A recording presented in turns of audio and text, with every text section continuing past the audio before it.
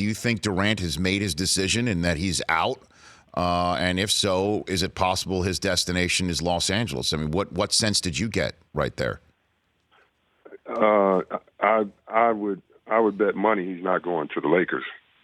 That's just me. But then again, who knows? I would have bet money that he wouldn't have left up 3-1, and I would have bet that he had to go back and beat Golden State. So I really don't know his mentality. I don't claim to know it like that. But I could definitely see him leaving. But again, I think that a lot of reporters, a lot of people want LA to do well. And so they slide the needle to that side and say, hey, I think he's going there. When basketball players and agents, I don't believe that they think the same as that. I don't say it's a done deal with Durant leaving, but sure. I don't think New York is. I don't think New York is totally out of the question. I mean, the thing about this year we had the most free agents we've ever had in the NBA, almost 40%. Mm-hmm. But the thing that's crazy about the free agents that we have, usually you have free agents that haven't won a championship.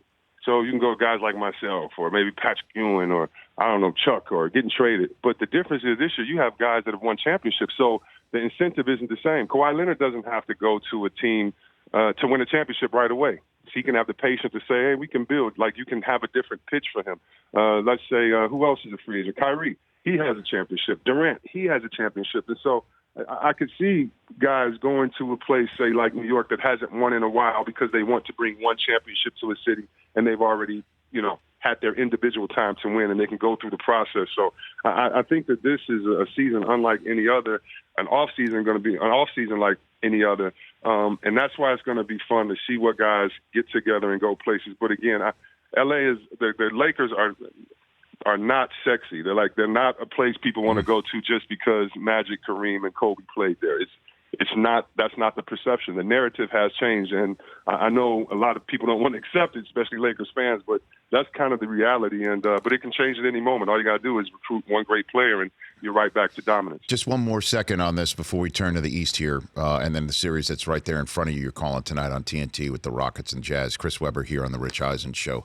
So just again, explain to me the mentality that someone of Durant's caliber and with a team that he's on right now, clearly the class of the NBA, even with everything else that we're talking about, can they be beaten? Sure. One night for sure. Over a span of 7 games? Possibly. I get it. But, I mean, what a situation from coach, ownership to new arena. What is the mentality of him basically saying, I need to do something on my own? What goes between the temples to make a high caliber, terrific basketball player think in that manner? Best you can tell. I'm really not sure. It could be, personal motivation.